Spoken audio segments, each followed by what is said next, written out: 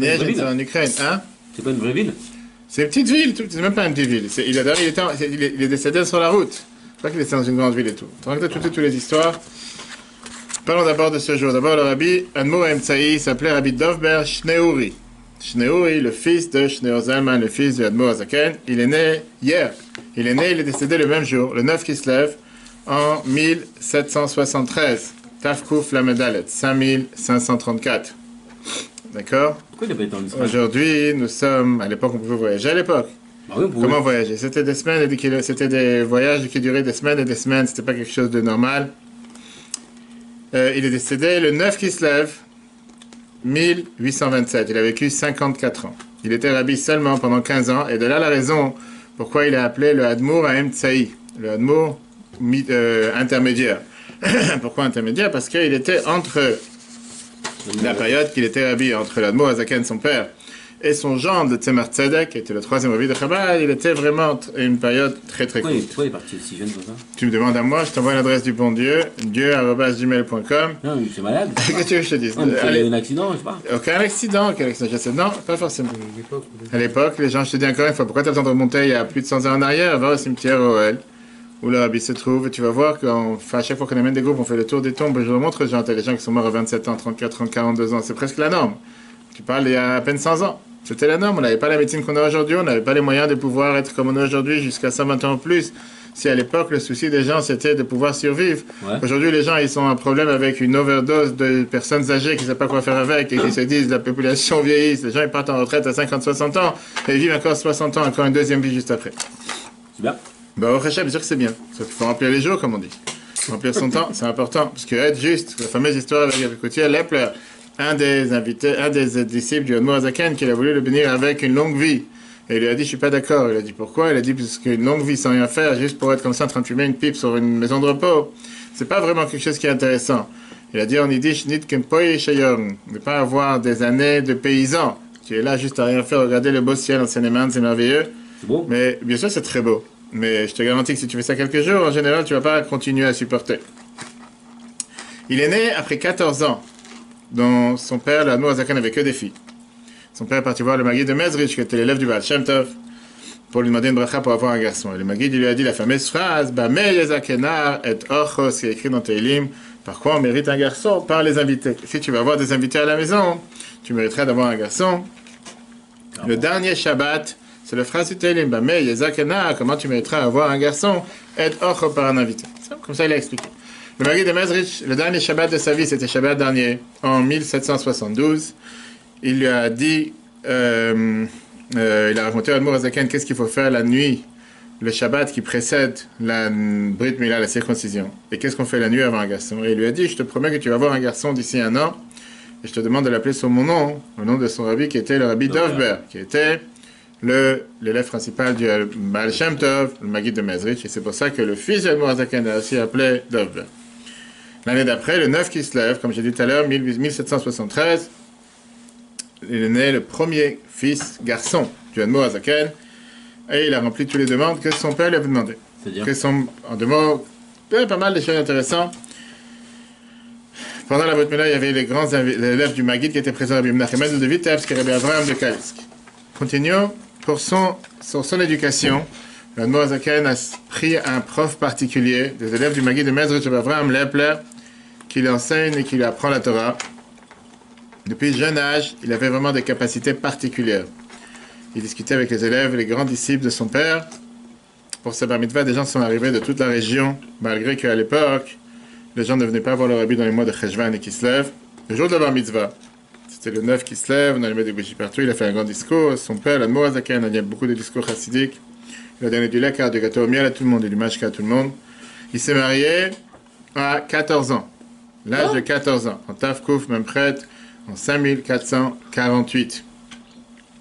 Et il s'est marié avec Madame Sheina, la fille de Rabbi Yaakov, qui était un prof pauvre de la ville de Yanovitch, qui est proche de Liozna. Tout ça, c'est des villes qui sont en Russie. Pourquoi? Parce que le père de Sheina, il s'est plaint au Admour Azaken, qu'il ne sait pas comment marier ses 3 filles, alors qu'il n'a pas forcément les moyens. Et donc, il ne peut pas se concentrer dans la prière, parce qu'il n'arrive pas à se concentrer dans la prière pour savoir comment il va faire pour marier ses filles. Moi, Azaken, je te propose mon fils. Et comme ça, une fois que tu vas te marier avec mon fils, Toi, tout le monde va dire quoi? Tu t'es marié avec le fils de l'Admour Azaken et tout le monde va vouloir se marier avec ta famille. Et c'est comme ça que l'Admour Azaken a sauvé. L'Admour Azaken, le rabbi d'Ovber, il a dit qu'il est d'accord de se marier. Mais cette fille, si elle voulait pas. Si elle ne voulait pas, elle ne serait pas mariée. Qu'est-ce que tu veux que je te dise? Je ne vais pas demander. Rappelle-toi qu'est-ce qui s'est passé avec Rivka la semaine dernière. On a vu ça dans la paracha. Elle a voulu. On a un instant, exactement, on a un instant. D'accord, donc c'est la même chose. Tu parles ici de tzadikim. Tu pas des gens comme nous. Et il a dit qu'il est d'accord à condition comme ça, il pourra rapidement pouvoir écouter les discours chassidiques de son père. Fais attention que la caméra ne tombe pas. Quand son père est décédé, l'Admour Azaken, le 24 Tevet, en Taf Kuf Ein Gimel, mais tout à l'heure en 5473, l'Admour Emtsaï, il était à Kremenchuk. Kremenchuk, une ville en Ukraine. Et la famille s'est préparée pour lui demander de devenir le rabbi. Beaucoup ont essayé de lui demander de devenir le prochain rabbi Chabad. Certains des disciples de son père ont choisi quelqu'un d'autre qui s'appelait Rebbe Aaron Strashaler, mais il est décédé juste après. En tout cas, il a continué à voyager jusqu'à Vitebsk, les différents endroits, jusqu'à ce que finalement, il est arrivé à Lubavitch, et c'est là qu'il a installé Chabad à Lubavitch. Exactement. Alors après, il y a eu tous les rabbins de Chabad étaient dans la ville de Lubavitch. La ville de Lubavitch. Non, c'est le rabbi précédent. À part le rabbi précédent et le rabbi, mais je ne sais pas, la majorité des rabbins juste après, ils étaient tous à Lubavitch. Lubavitch, c'est une petite ville en Russie blanche, c'est vraiment une ville qui est très très petite. J'étais là-bas plusieurs fois aussi. C'est une ville où plusieurs fois les maisons ils ont tout brûlé. Toute la ville elle a brûlé parce que c'est que des maisons en bois et qu'elles ont été reconstruites. Il n'y a même pas une centaine de maisons. Et là-bas il est arrivé le 18 Elul en 5473. Il y a un peu plus d'une centaine d'années. Bien sûr qu'il y a un cimetière où est enterré deux rabbins. Enterré à l'Oel du Tzemar Tzedek et du Rabbi Marash. Le Tzemar Tzedek, son gendre et son fils qui était le Rabbi Marash, le troisième et quatrième rabbi de Chabad et beaucoup d'autres. D'accord? Et d'ailleurs, il y avait là-bas le gouverneur qui s'appelait Tcherkhavski, qui dirigeait toute la région, qui a demandé de couper beaucoup de ces bois. À l'époque, les gens avaient des forêts pour pouvoir faire des maisons pour le rabbi et ses disciples.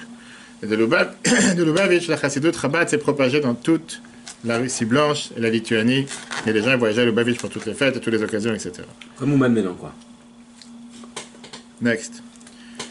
Après, pendant ces moments, dès qu'il est devenu rabbi, il y a eu plus de 15 000 disciples qui se sont associés, qui sont devenus Chabad Chassidim la première année.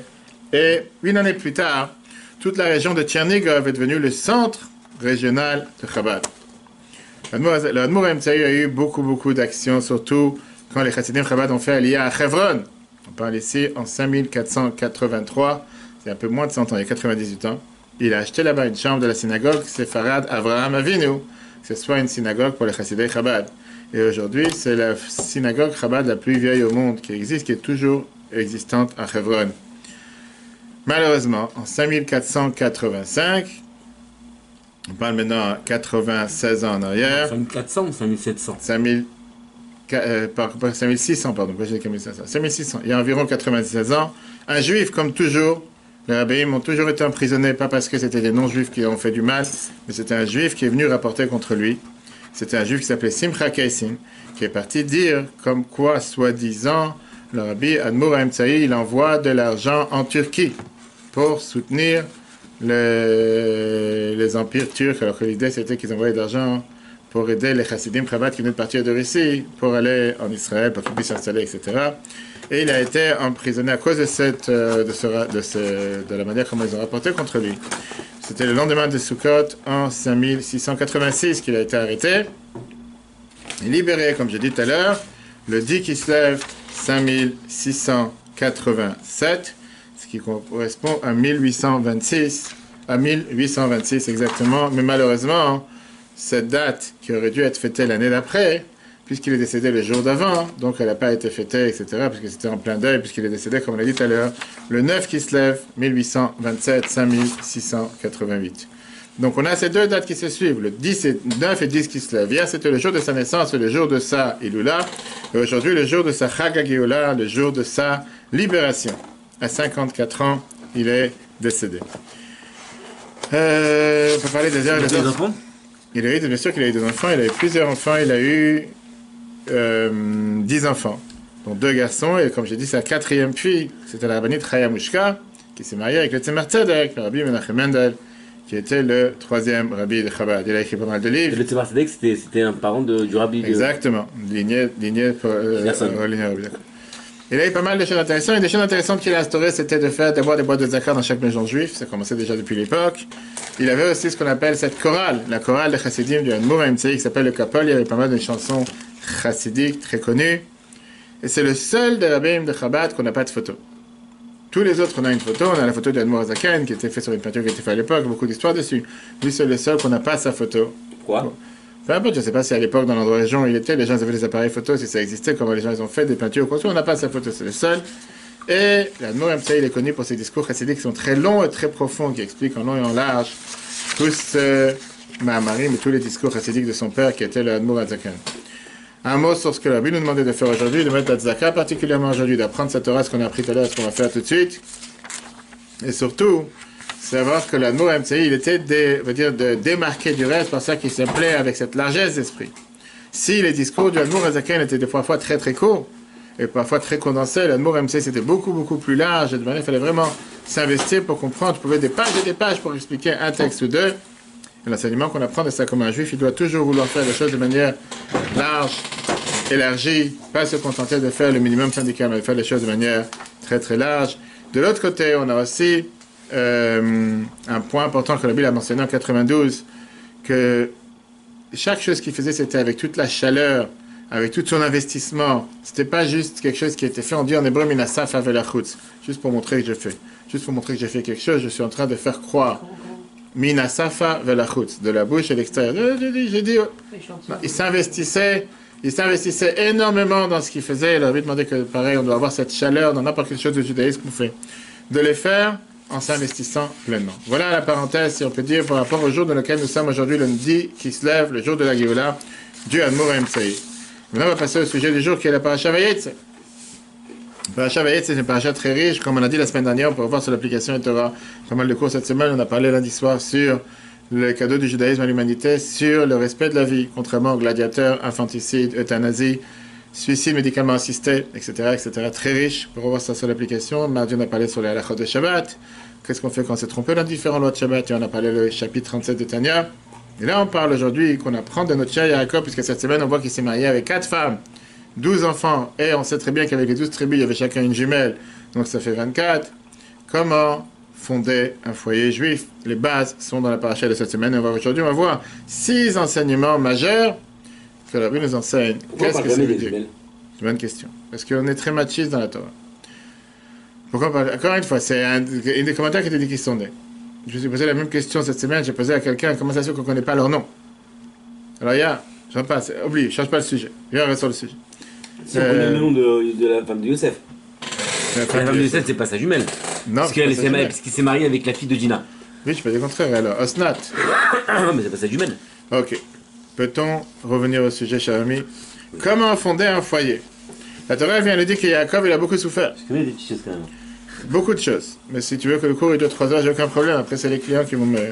C'est pas des clients, c'est des patients, je t'ai dit. D'accord. Encore, elle a fait participer au cours. La paracha, elle parle de Yaakov. Jusqu'à maintenant, Yaakov, il était, on va dire, dans le cocon familial. Il était à Beersheva, en Israël. On a parlé de ça la semaine dernière. Un monde de Gdusha, un monde de pureté, un monde de sainteté. Et on voit que maintenant, il va à Haran. Haran, qui est le symbole de tout ce qui représente l'impureté. Tout ce qui représente la colère de Dieu. On a vu ça depuis la semaine dernière. Haranaf, dans Noach, on a vu ça. La colère de Dieu. Ça veut dire que c'est justement là-bas qu'ils fondent la maison juive. C'est là-bas qu'ils donnent naissance à tous les shvatim, à tous les tribus. C'est là-bas que le patriarche il fonde le peuple juif, puisqu'après il va revenir en Israël une fois qu'il a terminé de créer tout le peuple juif, toute la dynastie du peuple juif qui existait à l'époque. Comment est-ce possible? Quels sont les secrets de sa réussite? C'est quoi Haran? C'est où maintenant ici? Ça correspond quoi? C'est très bonne question. Très très bonne question. C'est pas à côté. C'est un miracle. Non, Mésopotamie, officiellement, ça c'est par rapport où il était Abraham. D'accord, on a vu ça avec Abraham et Noach. D'accord, si tu parles en termes de distance aujourd'hui, certainement qu'on peut aller très proche. Par contre, à l'époque, je pense que ça prenait beaucoup plus de temps. Yaakov quitte la maison de ses parents pour aller se marier. Regarde le texte, Yaakov. La Torah nous dit la chose suivante. Yaakov, il est sorti de Beersheva et se dirigea vers Haran dans les territoires d'Aram. Il atteignit l'endroit et il établit son gîte. Quand le soleil s'était couché, il prit des pierres de l'endroit, il les mit sous sa tête et passa la nuit dans ce lieu. Et il fit ce vœu. Si Dieu sera avec moi, s'il me protège dans cette route, si je retourne en paix à la maison paternelle, si Dieu sera... Alors cette pierre que j'érigue un monument sera la maison de Dieu. Et tout ce que tu m'accorderas, j'en offrirai la dîme. Le Maaser vient à Rashi. Rashi s'arrête sur le début en disant qu'est-ce que ça veut dire il est sorti. Le texte revient au sujet précédent. Le départ de Yaakov à Haran, déjà cité précédemment, on a vu déjà ça la semaine dernière. Yaakov vient à la Torah et nous dit que, on se rappelle que la semaine dernière, sa mère lui a demandé de partir parce qu'il y avait l'histoire du fait qu'il avait pris les bénédictions de son frère et que sa mère s'est dit, il va savoir, va compléter de vouloir le tuer, il vaut mieux qu'il aille ailleurs, etc. Donc on avait déjà vu ce sujet. Là, la Torah elle revient à ce sujet-là. Dans la Bible, te dit, écoute-moi une chose, la Torah n'est pas là pour te raconter des histoires, c'est pas un roman avec à suivre à la fin, à chaque fois, à chaque histoire. Cette Torah te répète cette idée que Yaakov est sorti de Beersheba pour retourner à Haran. Certainement qu'elle te passe ici un message. Et le message, certainement, c'est pas juste pour te dire le point Waze de un point A à un point B. Pour dire quel est l'enseignement, qu'est-ce que représente Haran, qu'est-ce que représente Beersheba. Regarde dans des paragraphes dans la Torah, chaque chose est particulièrement précise. D'une seule lettre supplémentaire, nous apprenons plusieurs lois. À plus forte raison lorsqu'un passage entier est répété. Cela doit délivrer un enseignement pour les générations futures, pour chaque période et chaque lieu. Pourquoi? Parce que la Torah, elle est éternelle. Alors, point numéro 1, quel enseignement nous apprenons de ce premier verset? On sait très bien que le premier verset, la Torah, elle te dit, Al-Ken, Vayera 21, chapitre 31, on appela cet endroit Beersheba, car là, Abraham et Avimelech jurèrent la semaine dernière, Jvoua, ça vient du mot Sheva, l'un et l'autre, et contractèrent une alliance entre eux. Qu'est-ce qu'on a vu dans la paracha Toldot? Si tu te rappelles, la semaine dernière, on a parlé longuement sur les puits de Yitzhak, le travail majeur que Yitzhak il avait de construire des puits, de creuser des puits. Et contrairement à son père, les puits n'étaient pas bouchés. Il a même débouché les puits que les Philistins avaient bouchés, que son père avait fait les 3, plus il en a rajouté 4. On a vu que Yitzhak nomma le 7e puits qu'ils creusèrent, Shiva, 7. De là, cette ville fut nommée Beersheva, nom qu'elle porte encore jusqu'à aujourd'hui. Par contre, quand tu parles de Haran, que représente Haran? Rashi nous a dit déjà dans Noach, un lieu qui provoquait la colère divine. C'est très bien que Haran, il y a le mot Vechara, qu'on dit dans les schémas tous les jours, Vechara'af, Charonav Shel Makom, la colère de Dieu dans le monde. Ça veut dire que dans la période avant le mariage, Jacob, il devait rester dans la yeshiva de Shem Ever, à Beersheba, à l'endroit où la divinité elle est totalement dévoilée, à l'endroit où on peut faire les mitzvot de manière facile, à l'endroit où, en règle générale, quelqu'un n'est pas attiré par faire des mauvaises choses, attiré par les péchés. Mais pour pouvoir construire une famille, construire une maison juive, maintenant il doit sortir de Beersheba et aller à Haran. Et là-bas, c'est un endroit où on ne voit pas Dieu de la manière aussi dévoilée qu'il a vu jusqu'à présent. Au contraire, là-bas, Dieu il est totalement caché. Les mitzvot se font d'une manière beaucoup plus difficile. J'ai une femme qui va m'appeler juste avant de rentrer au cours. Est-ce qu'il y a un mikvé à Dubaï? Est-ce qu'il y a de plus en plus de juifs qui vont à Dubaï? J'ai dit à la mer. Mais il n'y a pas encore de mikvé à Dubaï. Il y a un travail, il n'y a pas encore un mikvé. Oui, mais il n'y a pas de mikvé pour l'instant. J'ai parlé avec lui. Et donc, l'enseignement que la Torah nous dit, c'est que Yaakov, par ça qu'il a justement été dans l'endroit où il y a des difficultés. Il y a des défis à remonter, il y a des efforts à faire. Et là-bas, il a réussi à faire ces efforts. Il a mérité qu'il n'y avait pas de déchets, si on peut dire. Il n'y avait pas de mauvaises épines dans sa famille. Et la preuve, c'est qu'il a réussi à avoir 12 enfants, qu'ils étaient tous parfaits, ils étaient tous dans le bon chemin.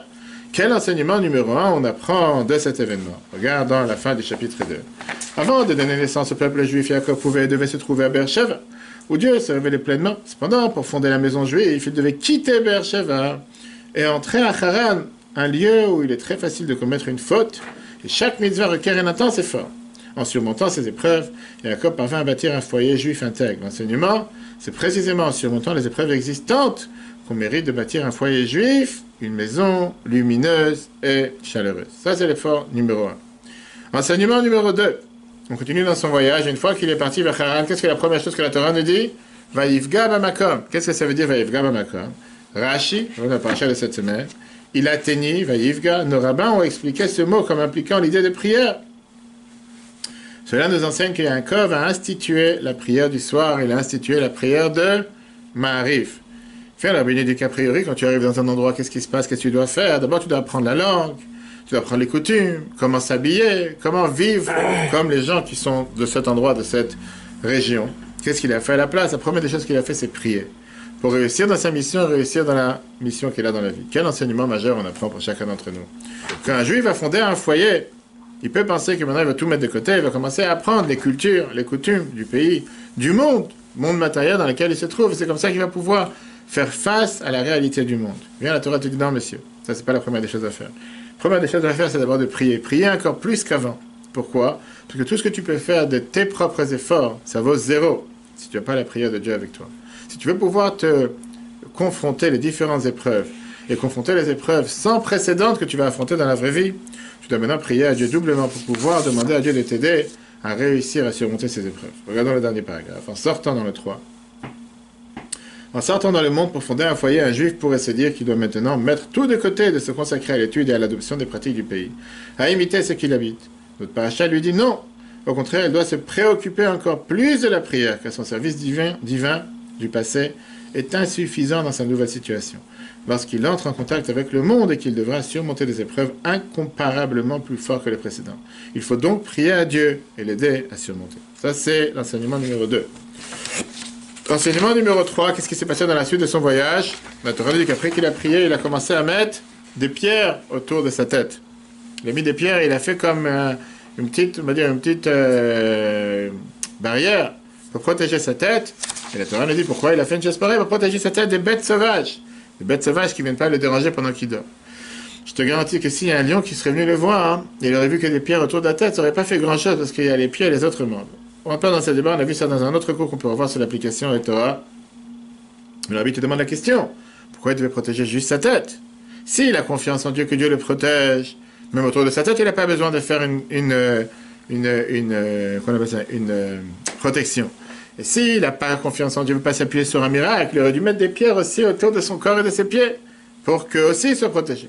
Et donc on est bien obligé de dire que ce n'était pas juste pour se protéger des bêtes sauvages, mais il voulait se protéger des mauvaises choses qui peuvent lui arriver dans le chemin, en route vers Haran. Quelles sont les mauvaises choses? Le Tehillim. Regardons le Tehillim, le psaume 128, chapitre 8, verset 2 nous dit avec quoi on doit travailler, quoi on doit faire les affaires. Lorsque tu mangeras par l'effort de tes mains, tu seras heureux et tu connaîtras le bien. Bien, la Bible dit c'est très simple. L'effort du gain de pain ne doit être que par les mains. La tête doit rester imprégnée dans l'étude de la Torah et le service de Dieu. Ça ne veut pas dire qu'il ne faut pas travailler avec sa tête. Ça veut dire que si quelqu'un utilise toute sa tête juste pour faire toutes ces truanderies, tout ce qu'il peut pour détourner, pour penser qu'il va avoir encore un rendez-vous, encore un effort, ça va faire une grande différence. Qui ne pense pas comme ça. Alors tu seras heureux, tu connaîtras le bien, spirituel mais aussi matériel. Car les artifices et les stratagèmes ne sont d'aucune utilité. Au contraire, ils sont néfastes. Concernant Yaakov, en allant à Haran, il savait très bien qu'il se rendait chez Lavan. Et Lavan n'était pas forcément la personne la plus droite sur terre, c'était un truand. Et que sur le chemin, déjà, il y avait des bêtes sauvages. Il protégeait donc sa tête. Et lorsque celle-ci est comme il se doit, les autres membres le seront aussi. Ça, c'est le point numéro 3. Quel enseignement numéro 4? Et là, c'est très important.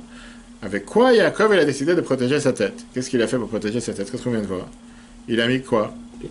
Pierre, ferme le portable. Ferme, oublie. Dis-toi que quand tu apprends la Torah, il n'y a pas de portable. Rabbi disait que quand on apprend la Torah, c'est comme Shabbat. Il n'y avait pas les portables quand il y avait le Rabbi. Bien sûr qu'il y avait. D'abord, il y en avait. C'était les gros Motorola, je me rappelle. Les gros Motorola gris. En 1980 Pourquoi en 80? 92, je te parle. 92, ouais. Les gros Motorola, que c'est pour les porter, il n'y avait pas une poche qui pouvait. Tu ne peux pas les mettre dans une poche. C'était des gros blocs. J'en avais un, c'était à New York. C'est vrai? Oui. Motorola gris. C'est des gros comme ça. Des plus gros que les walkie-talkie. Ça, c'est ce qu'il y avait à l'époque. Il y avait des très très fins aussi. Il a mis des pierres. Pourquoi il a mis des pierres? C'est quoi l'idée? Mais pourquoi des pierres et pas autre chose? Pourquoi pas mis une grillage? Pourquoi pas mis quelque chose d'autre? C'est quoi l'idée des pierres? Les pierres, c'est ce qui fait partie du minéral qui n'a aucune vitalité, qui ne vit pas. Toutes les autres choses, ça vit. L'enseignement, elle était comme pour protéger ta tête de tout ce qui se passe dans le monde, avec toutes les explications logiques, avec tous les moyens de pouvoir tourner la tête ou raconter n'importe quoi. La première base qu'on doit avoir pour réussir, c'est Kabbalatol. Qu'est-ce que ça veut dire Kabbalatol? Ça veut dire la soumission à la volonté de Dieu. Savoir s'effacer. Oui, même si je ne comprends pas, même si je n'ai pas envie. C'est ce que Dieu demande. Fais ce que Dieu demande. Mets pas ta tête partout. Pas dit qu'il faut faire les choses sans comprendre. Il faut vouloir comprendre et il faut comprendre. Mais ça ne doit pas être la première étape. La première des choses, je le fais parce que Dieu veut. C'est ce que Dieu veut que je fasse, c'est ce que je dois faire. Et après, on va chercher à comprendre. David Ameller, il dit ça très bien dans les psaumes. Psaume 131, verset 1. Cantique des degrés de David. Je ne recherche pas des choses trop élevées pour moi, au-dessus de ma portée. Au contraire, j'ai apaisé et immobilisé mon âme. Comment le Rabbi nous explique ça? Et Yaakov se protégea du monde, pas avec son intellect et ses sentiments, mais bien avec des pierres, des minéraux inertes, sans signe de vie. L'enseignement, elle est, lorsqu'un homme se rend dans le monde et qu'il ne désire pas en subir d'influence, il doit tout d'abord se soumettre à quoi? À Dieu et de la façon la plus parfaite. À l'image d'une pierre. Et de même qu'un minéral ne peut se mouvoir de ses propres moyens, de même l'homme doit se sentir comme un simple serviteur, que Dieu déplace comme l'Éternel, afin d'accomplir la mission que Dieu lui confie. Ok. Passons maintenant à la cinquième enseignement qu'on apprend de ce voyage de Yaakov. Qu'est-ce qu'il a reçu comme récompense? Dieu lui a dit la fameuse phrase, lui il a dit, il a promis à Dieu en disant que si jamais Dieu me protège, cette pierre, que j'ai fait un monument, que je fais avec ça un autel pour amener un sacrifice pour Dieu, ça sera Beit Elohim, une maison de Dieu. Comment il a fait cette maison de Dieu? Pas avec d'argent, de l'or et des grandes choses, avec des pierres simples, des pierres qu'il a trouvées par terre. Même pas des briques ou des pierres qui sont faites pour construire une maison. L'enseignement est que Dieu n'attend pas de toi d'être un bon juif seulement avec le Chumash, le Sidour, le Likutei Sichot, le Tanya, la Gemara qui est dans la maison. Ça, ils sont saints. Les livres tout court, non. La cuillère, la fourchette, l'assiette, le lit, le coussin, le canapé, des choses simples. Eux aussi doivent être imprégnés de Gdusha, eux aussi doivent être imprégnés avec la sainteté. Comment on réussit? Par ça qu'on commence le chemin dans la vie, Vaïv Gabamakom, commence avec la prière. Par ça que tu protèges ta tête des influences négatives. Par ça que tu t'obliges à vouloir faire la volonté de Dieu dans n'importe quelle circonstance et n'importe quelle situation. Et à ce moment-là, pas seulement au moment de la prière, mais pas seulement quand on est réveillé, mais même quand on dort, toute la maison devient ce qu'on appelle un Beit Elohim, une maison de Dieu. L'homme et toute son existence deviennent totalement confiés dans les mains de Dieu. Et là vient la réussite et la récompense. L'enseignement numéro 6 qu'on apprend aujourd'hui. Cette pierre devient d'abord du fait qu'il y a, dans le 6, le fait que Yaakov s'attacha à Dieu par un vœu qu'il engagea, même de ces simples pierres qu'il trouva sur la route et non de l'or et de l'argent, même les choses les plus simples et ordinaires deviennent la maison de Dieu. L'enseignement, le livre de prière et le chumash ne sont pas les seuls objets saints que l'on possède à la maison. Les fourchettes et les cuillères doivent être aussi imprégnées de sainteté. Pour cela, il faut commencer par la prière. Alors, en tout temps, même en plein sommeil, le foyer est une maison de Dieu. Et là, la récompense. Après toutes ces prières, après toutes ces préparations qu'il a fait Yaakov, il a eu énormément de difficultés, énormément d'épreuves que beaucoup n'ont pas eues, à tel point qu'il a perdu toute sa richesse. Comment il a perdu toute sa richesse? Rashi nous dit cette semaine. Eliphaz, le fils de Esav, qui est parti sur la mission de son père pour pouvoir le tuer, à la place, Yaakov lui a dit, Tol Machab, il a dit, prends ce qu'il y a dans mes mains, c'est connu que Ani Chashuv Kemet, un pauvre, est considéré comme un mort. Donc il avait absolument plus rien. Il est arrivé à Haran, il a dévoilé que même sur sa propre famille, il ne peut pas s'appuyer. Même ses propres familles, soi-disant, c'est Lavan et tous les autres, c'est des plus grands truands, les plus grands menteurs. Ils l'ont roulé pour le mariage, ils l'ont roulé pour les affaires, ils l'ont roulé dans tout. En deux mots, c'est quelqu'un qui a tout perdu, avec tout ce qu'il vient de prier, tout ce qu'il vient de faire. Et il a travaillé énormément dur pendant de nombreuses années. Comme Yaakov lui-même dit à Lavan dans la paracha de cette semaine, chapitre 31, verset 40, « Le jour, je mangeais difficilement. La nuit, c'était de la glace. J'ai pas dormi pendant 20 ans. Ça fait 20 ans que je travaille chez toi. 14 ans pour tes 2 filles, 6 ans dans ton troupeau. Et tu as changé mon salaire des dizaines de fois. » Combien connu aujourd'hui, combien de gens subissent ce sort. Mais c'est pas pour ça qu'il a perdu son foi en Dieu et son bitachon. Il est parti avec un cœur serein en se disant que si je fais ce que Dieu veut, tôt ou tard, finira par voir la réussite. Même si au départ ça a l'air difficile, même si au départ ça a l'air que c'est impossible. Comment se fait-il, quelqu'un m'a demandé cette semaine, pourquoi tant d'épreuves, pourquoi tant de difficultés? Pardon, pas la foi. Sachant que tôt ou tard on est récompensé, et à la fin, la réalité, le calcul, c'était un des plus grands riches sur la planète. Il a une richesse matérielle, une richesse spirituelle, d'avoir tous ses enfants dans le bon chemin. Pas comme Abraham et Yitzhak, un petit de leurs enfants n'étaient pas dans le bon chemin. Et l'enseignement qu'on apprend pour nous aujourd'hui, on voit combien... 147 147. On n'est pas encore à Vayechi, mais il faut quand même connaître la Bible, l'Ancien Testament. Et donc, on voit ici de quoi? Que toutes les promesses que les gens ils te font en longueur de journée, que ce soit les grands peuples, que ce soit les grands pays, que ce soit qui que ce soit, ça n'a aucune importance. Nous, on doit s'appuyer seulement sur notre Père dans le ciel, que Dieu est là pour nous aider. On a vu ça il y a quelques mois avec ce virus qui a commencé à tourner dans la planète et tout ce qu'on a promis, les grands trucs, tous les grands médecins, et tous les grands scientifiques, et tous ces conseils scientifiques à longueur de journée, que quand ça les arrange, ils te disent qu'il faut s'enfermer, quand ça les arrange plus, il faut tout rouvrir. Cette semaine, on a eu l'annonce de Mashiach est arrivé, il n'y a plus de virus, tout va bien, les commerces, ils ouvrent, tout ouvre, il n'y a plus aucun problème, surtout on va tout rouvrir, c'est terminé, chacun on nous balance comme on a envie. On va aller encore aller chez tout va bien, on va aller prier sur la tombe du Rabbi, on va aller prier à Yerushalayim avec Mashiach, mais en attendant, ça nous montre comme quoi tous ces gens-là, ça ne vaut absolument rien leurs paroles. Il faut prier à Dieu, avoir bitachon en Dieu. Dieu nous aide. Regarde dans le dernier paragraphe.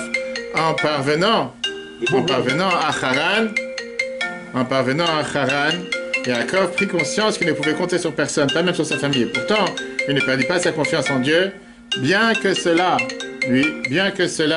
demanda de nombreuses années d'efforts. Il accumula finalement une immense richesse et surtout tous ses enfants étaient intègres et parfaits. Le message pour notre époque a même constaté que toutes les promesses n'ont aucune valeur et que nous ne pouvons pas s'en remettre qu'à lui. L'attachement à Dieu ne peut se faire que par la Torah et les mitzvot avec crainte de Dieu et sans concession. Alors, lorsque ma chair viendra, nous pourrons décaler fièrement. Voici nos soldats intègres. Made in America, le Rabbi dit, prêt pour la délivrance. Le cours sera un replay sur l'application et Torah. Très bonne journée à tous et à la semaine prochaine.